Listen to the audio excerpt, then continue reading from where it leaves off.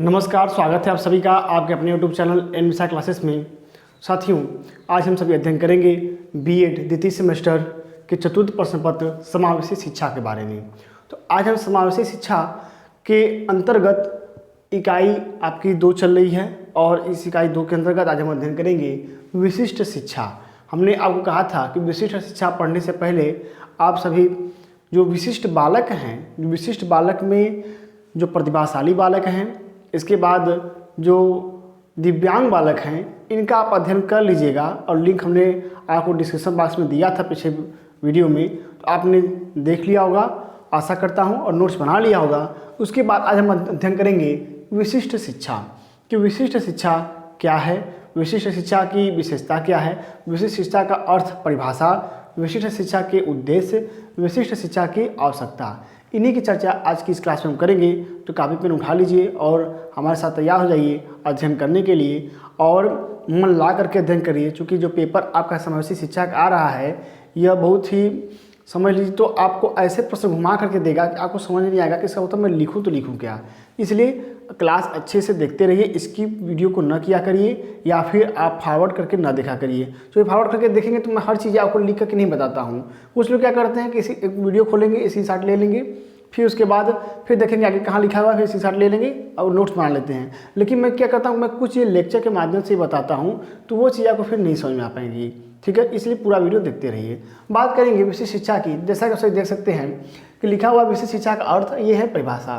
तो विशिष्ट बालक उन बालकों को कहते हैं जो सामान्य बालकों से शारीरिक, मानसिक एवं सामाजिक क्षेत्रों में बहुत ही भिन्न होते हैं। आप जानते ही हैं कि जो विशिष्ट बालक होते हैं, चाहे वो प्रतिभाशाली हों या दिव्यांग बालक हों, ये सभी बालक शारीरिक रूप से, मानसिक रूप से, सामाजिक रूप से, संवेगात्मक रूप से जो सामान्य बालक हैं उनसे अलग होते हैं।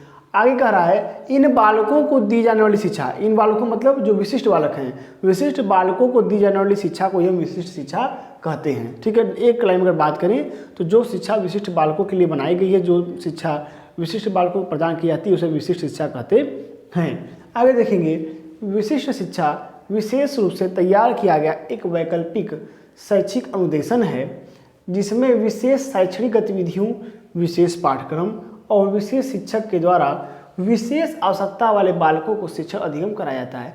कह रहा है कि यह ऐसा शैक्षिक अनुदेशन है जिसमें विशेष पाठ्यक्रम, यानी पाठ्यक्रम सामान्य बच्चों का नहीं रहता, विशेष पाठ्यक्रम होता है और एक विशेष स्पेशल शिक्षक इसके लिए नियुक्त होता है, और विशेष शैक्षणिक गतिविधियाँ, और सामान्य बालकों से जो इन बालकों की शैक्षणिक गतिविधियाँ होती हैं वह बहुत ही भिन्न होती हैं।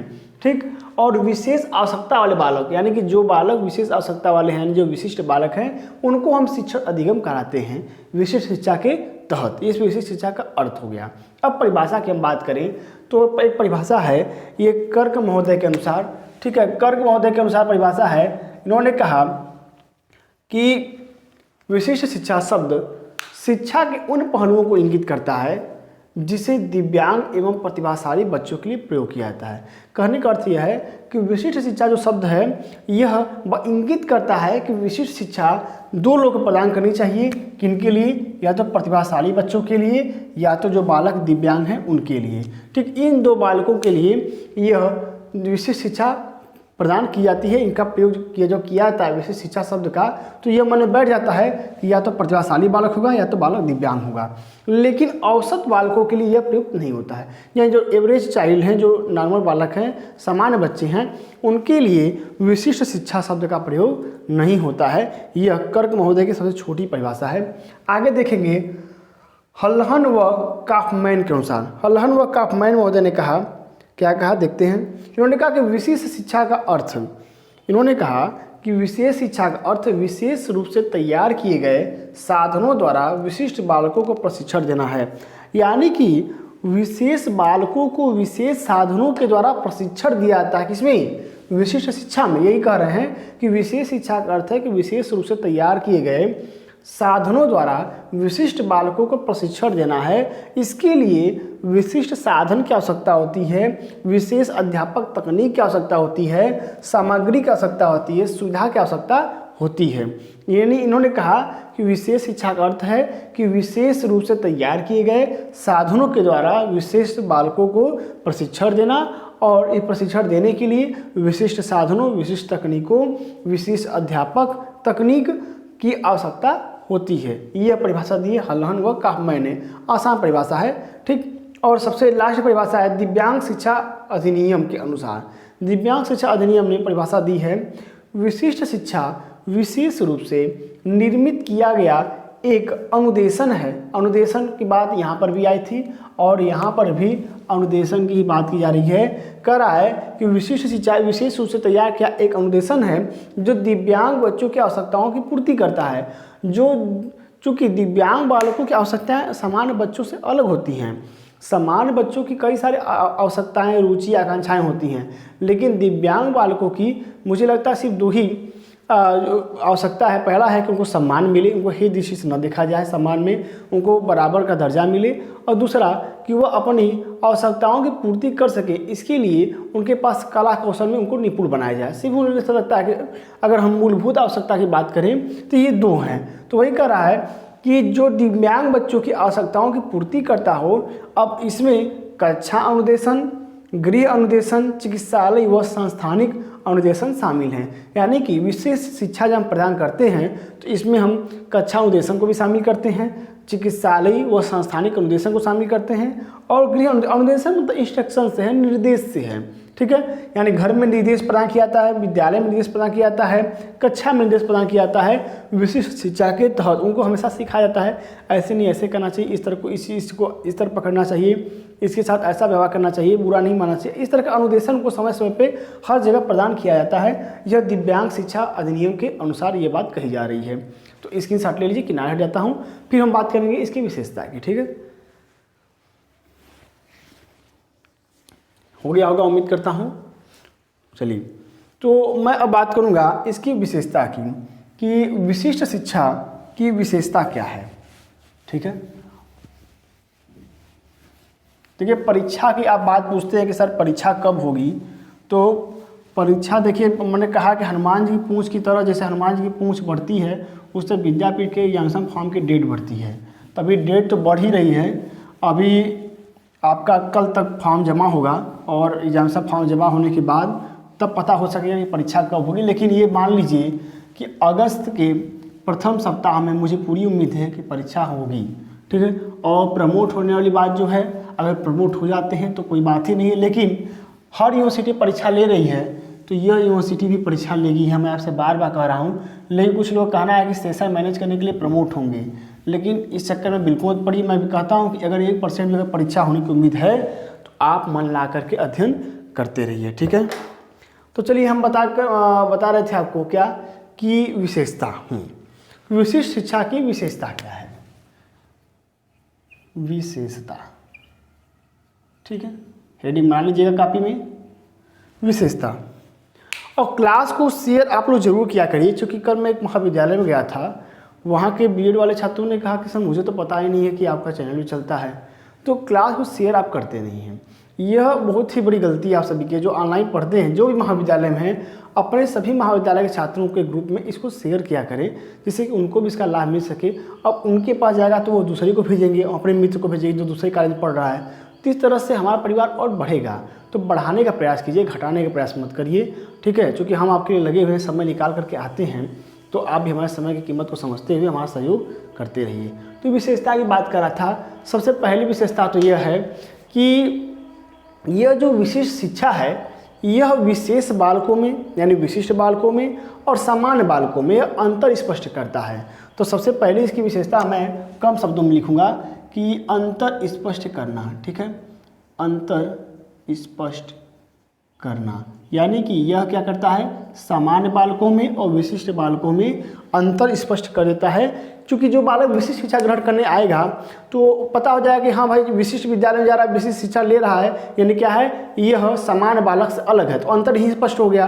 दूसरी बात कर रहा है कि इसके अंतर्गत, विशिष्ट शिक्षा के अंतर्गत विद्यालयी वातावरण में किस प्रकार विशिष्ट बालक को शिक्षा दी जाए, इसके लिए अध्यापक क्या करता है, अध्ययन करके अध्यापक बालक को उसके शिक्षा और विकास हेतु घर जैसा माहौल प्रदान करता है विशिष्ट शिक्षा के तहत। तो विशिष्ट शिक्षा की क्या है, यह विशेषता है। विशेषता क्या है कि अध्यापक बालक को, ठीक है, यानी कि घर जैसा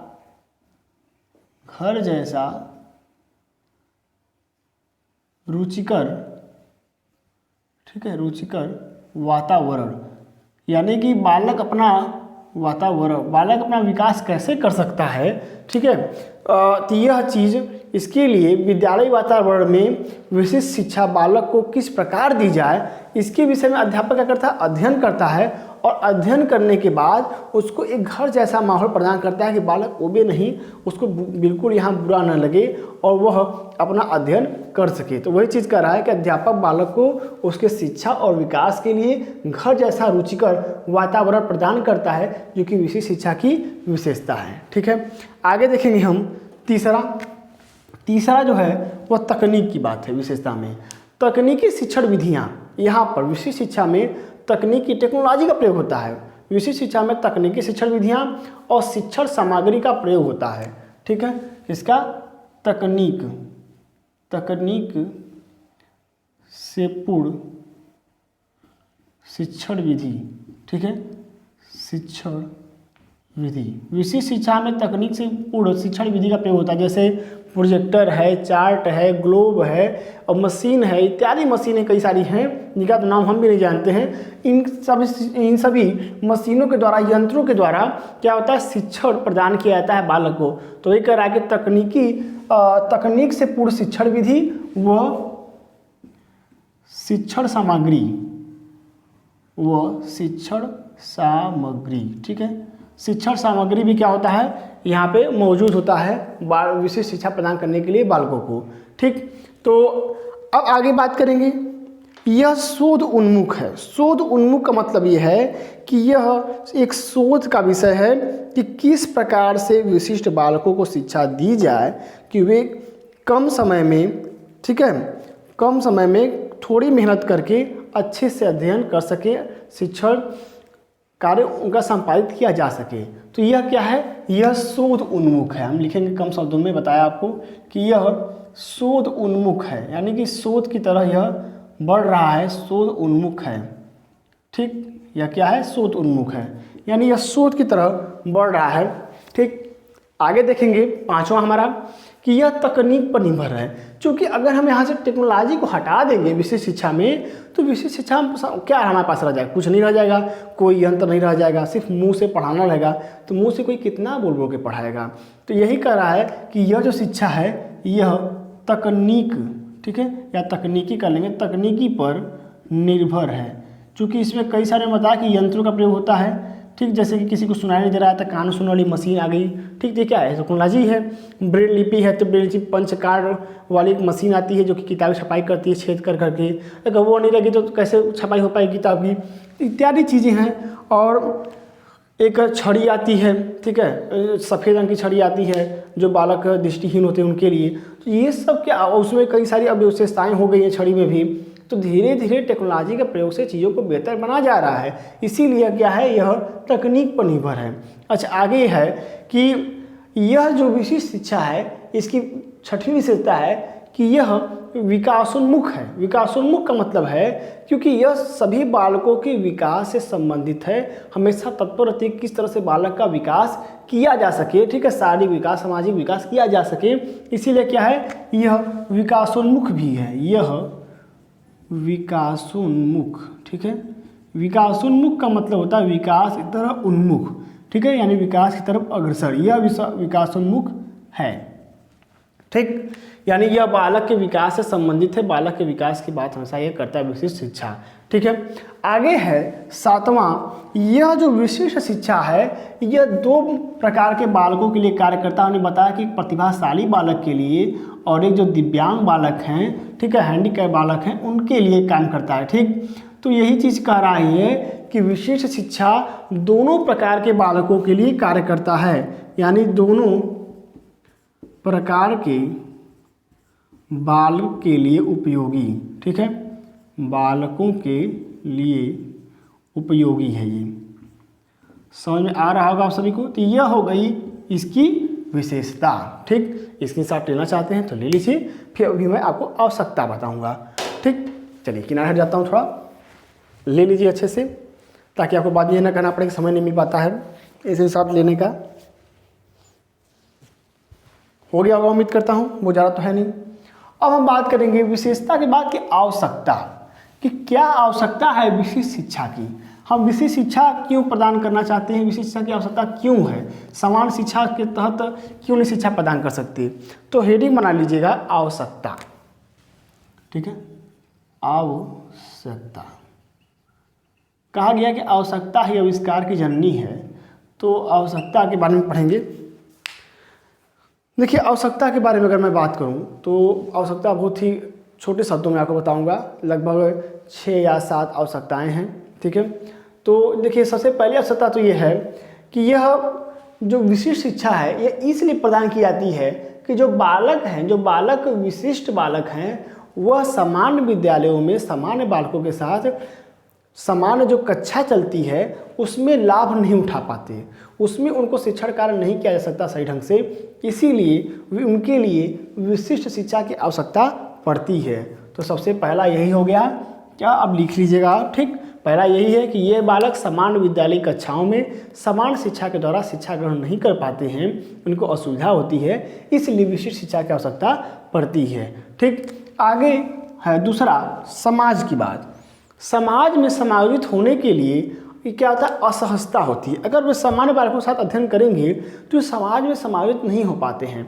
सामान्य बालक उनको हे दृष्टि देखते हैं, सामान्य बालक उनका मजाक बनाते हैं, ठीक है, उनको परेशान करते हैं, तो वह क्या असहज अपने आप को महसूस करते हैं और बहुत ही अपने नज़रों में भी वो गिर जाते हैं, अपने को वो दीनहीन महसूस करने लगते हैं। तो ये कह रहा है कि समाज में समायोजित होने के लिए जब वे अपने ग्रुप के साथ पढ़ेंगे तो क्या होगा, वह अच्छा महसूस कर सकेंगे कि हाँ हम सभी एक कैटेगरी के हैं, हम सभी मित्र हैं। ठीक, और समाज में समायोजित होने के लिए विशिष्ट शिक्षा की अत्यंत आवश्यकता पड़ती है, क्योंकि अगर बालक शुरुआत से इसका मजाक उड़ाया जाएगा तो वह बाद में जब बड़ा होगा उसे बहुत बुरा लगेगा और वह कुंठित हो जाएगा। ठीक है, यही कह रहा है कि समाज में समायोजित होने के लिए असहजता उनको महसूस होती है, इसीलिए उनको शिक्षा प्रदान किया जाता है कि समाज की मुख्य धारा से शिक्षा के माध्यम से जुड़ सकें। जैसे कि हमारे घर के बगल में एक अध्यापक हैं जो कि विकलांग हैं, पैर से उनके दोनों पैर नहीं हैं, लेकिन उनके पास इतना ज्ञान है कि वह इंटर तक के छात्रों को पढ़ाते हैं और इंटर तक के छात्र आते हैं और वो प्रणाम करते हैं और समाज में उनकी इज्जत है कि वह गुरुजी हैं, अध्यापक हैं। तो उन्होंने क्या किया, उन्होंने शिक्षा ग्रहण किया और समाज में अपने को समाज की बराबरी में लाया। उनको कोई चिढ़ाता नहीं है कि उनके पास पैर नहीं है, उनको विकलांग कहता है, ठीक है, वो कोई अभद्र भाषा का प्रयोग नहीं करता क्योंकि वो मास्टर साहब है। यही कह रहा है कि समाज में समायोजित होने में असहजता महसूस होती है, इसीलिए उनको विशिष्ट शिक्षा प्रदान करके उनको ज्ञान दे करके समाज की मुख्यधारा से जोड़ना जाना चाहिए। ठीक है, आगे देखेंगे विशिष्ट शिक्षा की आवश्यकता इसलिए पड़ती है कि विशिष्ट शिक्षा के माध्यम से उनके अंदर आत्मविश्वास हम जगा सकते हैं। ठीक है, उनको आत्मनिर्भर बनाने का प्रयास कर सकते हैं विशिष्ट शिक्षा प्रदान करके कि नहीं तुम कर सकते हो, तुम ये कर रहा है तुम भी ऐसे कर सकते हो, हाथ से कर रहा है तुम पैर से कर सकते हो। ठीक है, तो आप क्या है, आप उनके अंदर आत्मविश्वास जगा सकते हैं। विशिष्ट शिक्षा की आवश्यकता इसीलिए पड़ती है कि जो विशिष्ट बालक हैं उनके अंदर आत्मविश्वास और आत्मनिर्भरता का भाव हम जगा सकें। आगे है जो विशिष्ट बालक हैं उनकी जो आवश्यकता है, उनकी आवश्यकता की पूर्ति हेतु भी विशिष्ट शिक्षा की आवश्यकता पड़ती है। क्योंकि विशिष्ट बालक हैं, ठीक, उनको भी भाई उनका भी कुछ तो शौक होगा, उनका भी मन है चश्मा पहनने का, उनका मन है टोपी लेने का, उनका मन है कि ब्रांडेड कपड़ा हम पहने, तो उनकी आवश्यकता वाली जो है वो कैसे पूरा करेंगे। तो वो जब शिक्षा ग्रहण किए रहेंगे तब, जैसे मैंने मास्टर साहब को उदाहरण दिया, मास्टर साहब इसमें 20 से 22 हज़ार रुपये महीने कमा लेते हैं और आराम से सुखी जीवन व्यतीत कर रहे हैं। तो यही है कि क्या उनकी जो आवश्यकताएं हैं वो अपनी आवश्यकता की पूर्ति कर ले रहे हैं। ठीक, ये चीज़ आगे देखेंगे। विशिष्ट कक्षाएं, विशिष्ट शिक्षा हेतु विशिष्ट कक्षाएं, ठीक है, बहुत ही जरूरी होती हैं। और विशिष्ट कक्षाएं विशिष्ट शिक्षण विधियों से जब चलती हैं, ठीक, तो उसके लिए क्या होता है, विशिष्ट शिक्षा की आवश्यकता पड़ती है। यानी कहने का मतलब ये है कि विशिष्ट विधि से जब हम शिक्षा प्रदान करते हैं तो जो शिक्षा प्रदान की जाती है वही विशिष्ट शिक्षा कहलाती है। ठीक, तो विशिष्ट विधि से शिक्षा प्रदान करने के लिए विशिष्ट शिक्षा की आवश्यकता जरूर पड़ती है। इसीलिए कहा रहा कि विशिष्ट शिक्षण विधियों का प्रयोग करने के लिए हम विशिष्ट शिक्षा की आवश्यकता होती है। ठीक है। अच्छा, एक चीज़ और है, विशेष शिक्षा की आवश्यकता इसलिए पड़ती है कि जो प्रतिभाशाली छात्र हैं, 6वां नंबर में है ये, कि जो प्रतिभाशाली छात्र हैं उनको जब नॉर्मल छात्रों के साथ हम बैठाते हैं, सामान्य बालकों के साथ, तो वो जल्दी चीज़ों को सीख जाते हैं, तो वो उबरने लगते हैं, क्या पढ़ा रहे हैं यार, मन नहीं लग रहा है, उनको ऐसे करके उबासी आने लगती है। ठीक है। लेकिन जब उनके लिए अलग से हम कक्षाएं चलाएंगे तो उनका मन लगा रहता है, इसीलिए विशिष्ट शिक्षा की आवश्यकता पड़ती है। विशिष्ट शिक्षा का मतलब ये थोड़ी कि सिर्फ दिव्यांग बालकों के लिए, प्रतिभाशाली बालकों की बात कर रहा है। ठीक। तो जो प्रतिभाशाली बालक हैं उनके लिए अलग कक्षाएं चलाई जाती हैं, जिससे कि उनका मन लगा रहे और वह अपने हिसाब से अध्ययन कर सके, अपनी गति के अनुसार अध्ययन कर सके, इसीलिए भी विशिष्ट शिक्षा की आवश्यकता पड़ती है। ठीक है। आगे हम बात करेंगे विशिष्ट शिक्षा की आवश्यकता। हमने अब समझ ली 6 आवश्यकताएं हो गई। ठीक। आपने विशेषता भी समझ ली, अर्थ भी समझ लिया, परिभाषा भी समझ लिया। अब हम बात करेंगे कि विशिष्ट शिक्षा के उद्देश्य क्या क्या हैं। ठीक है। तो उद्देश्य हम लिखेंगे यहाँ पे,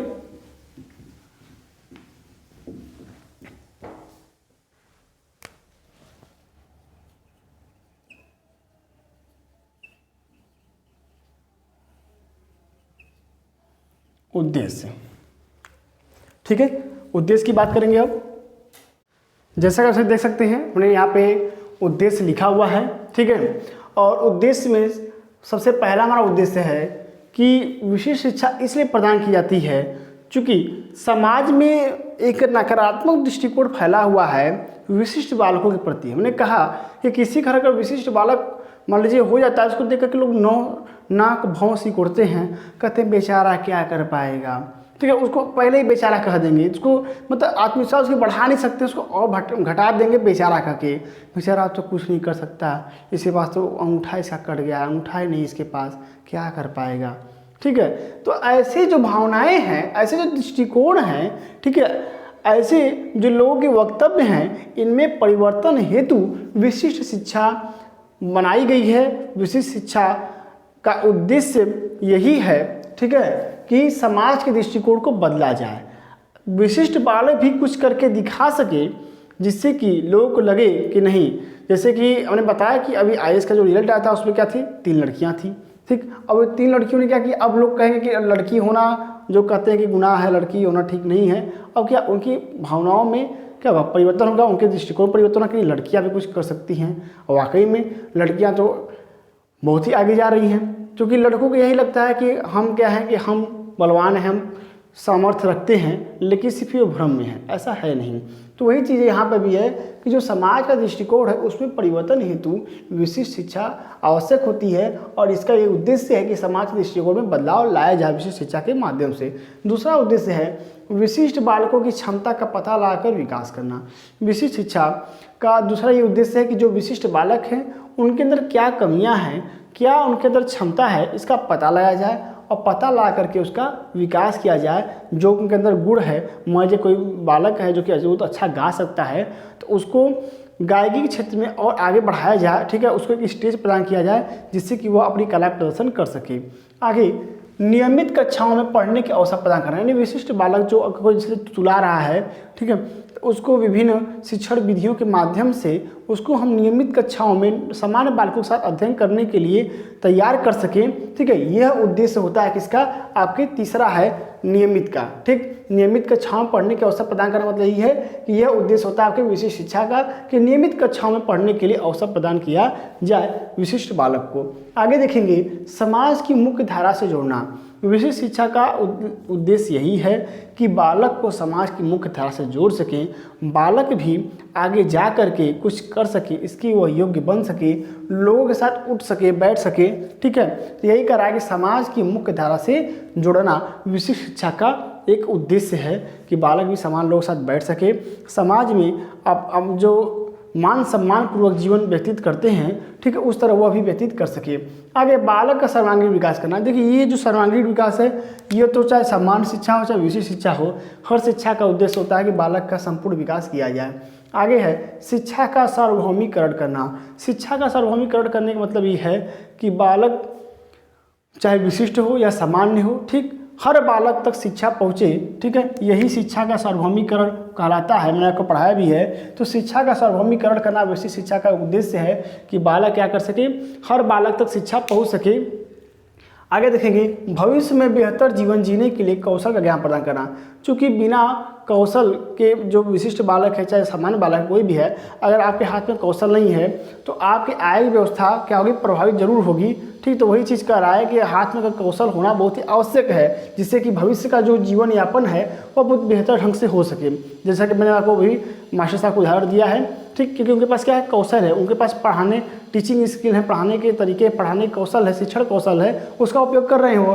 तो बालक को बेहतर जीवन जीने के लिए कौशल ज्ञान प्रदान करना विशिष्ट शिक्षा का एक उद्देश्य है। और सबसे आखिरी 8वां है बालकों की जिम्मेदारी तय करने हेतु निर्देशन कार्यक्रम की व्यवस्था करना। यानी अभिभावकों की जिम्मेदारी, अभिभावकों की जिम्मेदारी तय करना कि आप अपने बालक को इस तरह से पढ़ाइए, इस तरह से ट्रीट करिए, उसका आत्मविश्वास बढ़ाइए घर पे, उसको ऐसे बोलिए मत, ठीक है। तो इस तरह की जिम्मेदारी तय करने के लिए समय समय पर निर्देशन कार्यक्रमों की व्यवस्था करना ही विशिष्ट शिक्षा का एक उद्देश्य है। ठीक है, तो आशा करता हूँ समझ में आया होगा उद्देश्य। अब हम बात करेंगे कि विशिष्ट शिक्षा को और सही ढंग से बेहतर बनाने के लिए क्या क्या उपाय किए जाने चाहिए। ठीक है, तो हेडिंग बना लेंगे उपाय, विशिष्ट शिक्षा को बेहतर बनाने के उपाय। ठीक, इसमें सबसे पहला उपाय हमारा है कि विशेष अध्यापकों के द्वारा, ठीक है, शिक्षण कार्य होना चाहिए। सबसे पहला तो यही है कि विशेष अध्यापकों के द्वारा समय समय पर, ठीक है, जो नहीं समय समय पर चेकिंग नहीं करेंगे, समय समय पर ये चीज़ को हटा दीजिए, यहाँ पर लिखेंगे कि विशेष अध्यापकों के द्वारा शिक्षण कार्य होना चाहिए। ठीक है, दूसरा है जो समाज सेवी हैं, ठीक है, या जो विषय के विशेषज्ञ हैं, जो उनके द्वारा विद्यालय में आकर के समय समय पर निर्देशन प्रदान करना चाहिए। यह इसका दूसरा उपाय में लिखेंगे कि जो समाज सेवी हैं, जो समाज के कई लोगों से मिलते जुलते हैं, जो विशेषज्ञ हैं, वे समय समय पर आए विद्यालय में विजिट करें और बालकों को निर्देशन प्रदान करें। निर्देशन से मतलब है कि बालकों को मोटिवेट करें कि हाँ ये चीज़ ऐसे थी, वो बच्चा ऐसे किया, वह ऐसे किया, ठीक है, इस तरह से किया, तो बालक क्या कर सके, वो भी मोटिवेट हो सके। तो यह उपाय में आप दूसरा लिख लेंगे। अब तीसरे नंबर में आप लिखेंगे, तीसरे नंबर में नोट करिएगा कि अतिरिक्त कक्षा कक्ष की व्यवस्था। अतिरिक्त कक्षा कक्ष की व्यवस्था से तात्पर्य है कि विद्यालय में समान बालकों के साथ वो क्या करें, खेलें कूदें, लंच करें, और उनके लिए एक अलग से विद्यालय में कक्षा होनी चाहिए जिसमें कि वह जा करके विशिष्ट शिक्षा प्राप्त कर सकें। ठीक है, यह भी है कि विशिष्ट शिक्षा को और इस तरह से बेहतर बनाया जा सकता है। यह उपाय है कि बालक क्या करेगा, समान विद्यालय में जाएगा और विशिष्ट कक्षा में अध्ययन करेगा, ठीक है, और वह क्या करेगा, अच्छे ढंग से समान बालकों के साथ समायोजित हो सकेगा। तो ये होगा चौथा हमारा। अब है 5वें नंबर पे देखेंगे क्या उपाय और हैं। 5वें नंबर पर उपाय ये है कि जो तकनीक से युक्त कक्षा होनी जरूर से चाहिए। तकनीक से युक्त कक्षा अगर रहेगी तभी बालक सही ढंग से अध्ययन कर सकेगा, उसे व्यवधान पढ़ने में नहीं होगा। ठीक है, तकनीक मतलब ये है कि बालक को दिखाई नहीं दे रहा है, कम दिखाई दे रहा है, अब क्लास में अंधेरा है तो उसको क्या होगा, वहाँ पर लाइट चाहिए, ठीक, तो वह पढ़ नहीं पाएगा। तो तकनीक से युक्त कक्षाएं होनी चाहिए, जो आवश्यक संसाधन हैं उनकी व्यवस्था जरूर होनी चाहिए। ये 6वें नंबर में लिख लीजिएगा कि संसाधन से युक्त परिसर हो, विद्यालय परिसर क्या हो, संसाधन से युक्त हो। और 7वें नंबर पर लिखिएगा कि जो विद्यालय हैं विशिष्ट बालकों हेतु विशिष्ट शिक्षा प्रदान करने के लिए ये आवासीय विद्यालय की स्थापना की जाए। ठीक है, आवासीय विद्यालय की स्थापना से क्या होगा कि बालक विद्यालय में रह करके ही उसको दिक्कत नहीं होगी विद्यालय आने जाने में, ठीक है, और विद्यालय में रह करके ही वह विशिष्ट शिक्षा प्राप्त कर सकेगा। ठीक है, तो इस तरह से आपने ये उद्देश्य 1 से लेकर के 8 तक इसका अध्ययन किया, ठीक, और उसके उपायों को आपने जाना। 7 उपाय हमने आपको बताया। ठीक है, तो आप विशिष्ट शिक्षा का ये जो स्क्रीनशॉट है इसको ले लीजिए। ठीक है, फिर हम क्लास को ख़त्म करेंगे।